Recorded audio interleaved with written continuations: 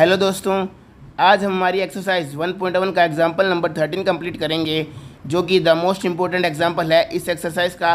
तो बिना time waste किए आइए शुरू करते हैं।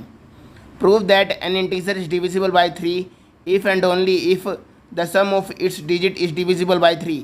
तो दोस्तों, आपको क्या प्रूव करना है? आपको एक इंटीजर लेट कर लेना है और आपको प्रूव करना है कि अगर वो इंटीजर 3 से डिवाइड होगा तो जो उसके डिजिट्स का सम होगा वो भी 3 से डिवाइड होगा। और आपको इसका रिवर्स भी प्रूव करना होगा, क्योंकि यहाँ पे हमें इफ़ एंड ओनली इफ़ की कंडीशन दी हुई है। यानी अगर सम 3 से डिवाइड होगा इंटीजर्स की डिजिट का, तो वो इंटीजर भी 3 से डिवाइड होना चाहिए दोस्तों। तो पहले मैं आपको जनरली एक तरीका बता देता हूँ जिससे आप इस सम को सोल्व करेंगे। तो आइए देखते हैं दोस्तों। मान लीजिए मैंने एक इंटीजर ले लिया 2832। अब इस इंटीजर्स को आप ऐसे भी तोड़ कर लिख सकते हैं, 2000 + 800 + 30 + 2। और अगर मैं इसको असेंडिंग ऑर्डर में लिखूँ इसकी डिजिट्स को, तो 2 + 30 + 800 + 2000। तो देखिए दोस्तों, इस इंटीजर्स को मैं ऐसे लिख सकता हूँ, जहाँ पे 2 हमारा 1s प्लेस पे है, यहाँ पे 3 हमारा 10s प्लेस पे है, ये हमारा 100 प्लेस पे है, ये हमारा 1000 प्लेस पे है। और यहाँ पे हम 10,000 लाख 10 लाख ऐसे करते करते अपने इंटीजर को रिप्रेजेंट कर सकते हैं। जैसा कि आपने जूनियर क्लासेस में पढ़ा होगा कि यही 1s प्लेस होती है, ये 10s प्लेस होती है, ये 100 प्लेस होती है, ये 1000 प्लेस होती है। तो देखिए, ये हमारा 1s प्लेस पे है, ये 10s पे, ये 100 पे, ये 1000 पे। अब दोस्तों, तो आप t को 10 की पावर्स के रूप में रिप्रेजेंट कर सकते हैं। जैसे कि मैंने लिख लिया, यहाँ पे 10 की पावर 0 है, यहाँ पे 10 की पावर 1 है, यहाँ पे 10 की पावर 2 है, और यहाँ पे 10 की पावर 3 है। तो दोस्तों, मैंने मेरे इंटीजर को 10 की पावर्स के रूप में तोड़ लिया, और यही फॉर्म हमारे क्वेश्चन के अंदर काम आएगी। तो आप देख लीजिए कि मैंने इसको किस तरीके से किया है। सम ऑफ डिजिट्स का क्या मतलब है दोस्तों? इसका मतलब है जो आपको इंटीजर दे रखा है, आपको उसकी डिजिट्स लेके उन सभी का सम कर देना है। जैसे 2 + 8 + 3 + 2। तो देखिए दोस्तों, आपको इंटीजर की डिजिट्स का सम इस तरीके से रिप्रेजेंट करना होगा क्वेश्चन के अंदर भी। तो आइए क्वेश्चन के सोल्यूशन की तरफ बढ़ते हैं।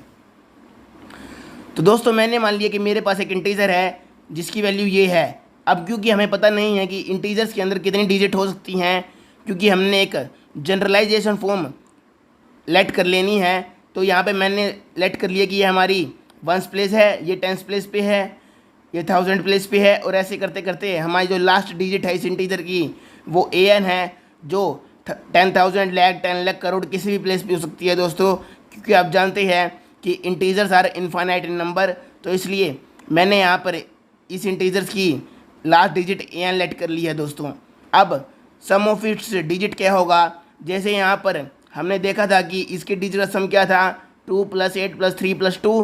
तो इसी तरीके से इसके डिजिट का सम क्या होगा, a1 + a2 + a3 + a4 + a5 up to an। तो ये सम हो गया दोस्तों।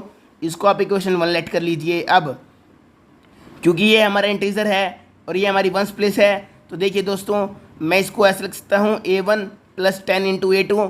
क्योंकि देखिए दोस्तों, मैंने यहाँ पे इसके साथ 2 लिया था, यहाँ पे 3 × 10 की पावर 1 लिया था, यहाँ पे 8 × 10 की पावर 2 लिया था। ऐसे ही आप भी लास्ट से लेते लेते इसके साथ एक 10 की पावर ऐड करते जाइए। तो 10 की पावर 1, 10 की पावर 2 होता है 100, यहाँ पे 10 की पावर 3 आएगा आगे, जो 1000 होगा। अब मैं इसको डैश डैश का मतलब है कि ये ऐसे चलता जाएगा अप टू जब तक हम an पे नहीं आ जाते दोस्तों। तो आप भी यहाँ पर इसको डैश डैश डैश से रिप्रेजेंट कर सकते हैं। आपको हर डिजिट लिखने की जरूरत नहीं है दोस्तों, क्योंकि यहाँ पर 10 की पावर जो n जाएगा उसको आप रिप्रेजेंट नहीं कर सकते हैं दोस्तों। अब देखिए, an को ऐसे लिख लीजिए। अब क्योंकि हमें दिखाना है कि ये 3 से डिवाइड होगा, तो आप देखिए दोस्तों, मैंने इसको 10 को हमने 9 + 1 के अंदर खोल लिया है दोस्तों, हर डिजिट को। यानी अब एक को छोड़ के जितना ही बचेगा उसको अलग लिख लीजिए। जैसे मैंने अब a3 को अलग लिख लिया और 99 a3 को अलग लिया, तो 99 + 1 100 हो गया। नेक्स्ट डिजिट के अंदर आप a4 लिखेंगे तो आपको 999 लिखना पड़ेगा दोस्तों। ठीक है, आप समझ गए। अब देखिए a1 a2 a3 और ऐसे करते करते अब सभी डिजिट को तो एक तरफ ले लीजिए, प्लस यहाँ बचा 9a2 99 a3, और ऐसे करते करते 999 a4 ही बचेगा, और ऐसे करते करते अब 100 ऑन चले जाएंगे। अब इसको ध्यान से देखिए दोस्तों, आपको ये s की तरह लग रहा होगा, तो हम इक्वेशन 1 से यहाँ पर s लिख देंगे दोस्तों, और यहाँ से आपको क्योंकि क्वेश्चन के अंदर 3 से डिविजिबिलिटी पूछ रखी है दोस्तों, तो आप क्या कीजिए, यहाँ से केवल 3 कॉमन उठा लीजिए दोस्तों। अगर आपको 9 से डिवाइड दिखाना होता तो आप 9 कॉमन उठा लेते, तो यहाँ मैंने 3 को कॉमन ले लिया, अंदर क्या बचा 3a2 33a3 एंड ऐसे करते करते सो ऑन। तो इस ब्रैकेट के अंदर से मैंने पूरा 3 को कॉमन उठा लिया दोस्तों।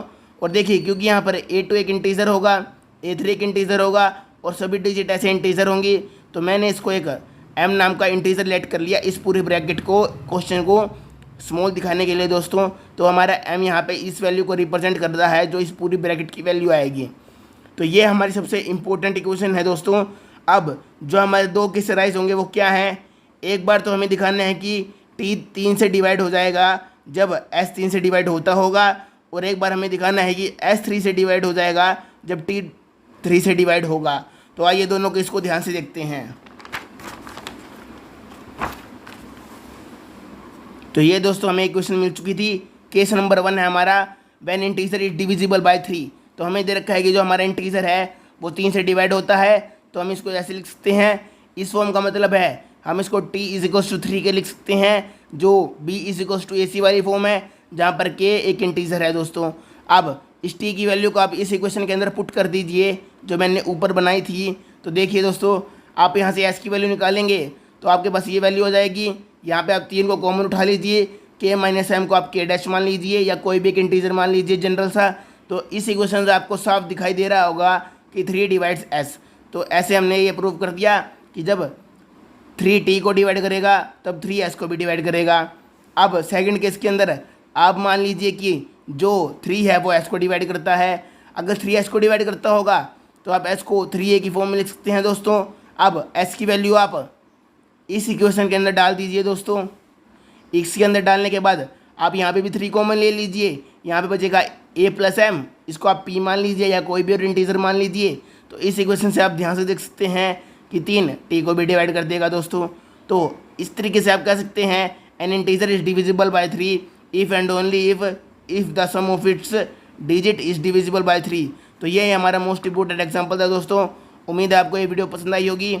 अगर आपको इस चैनल पर और भी नोट्स चाहिए तो आप मुझे कमेंट कीजिए ताकि मैं इन चैप्टर्स की PDF भी आपको बना के दे सकूँ। धन्यवाद दोस्तों, गुड बाय।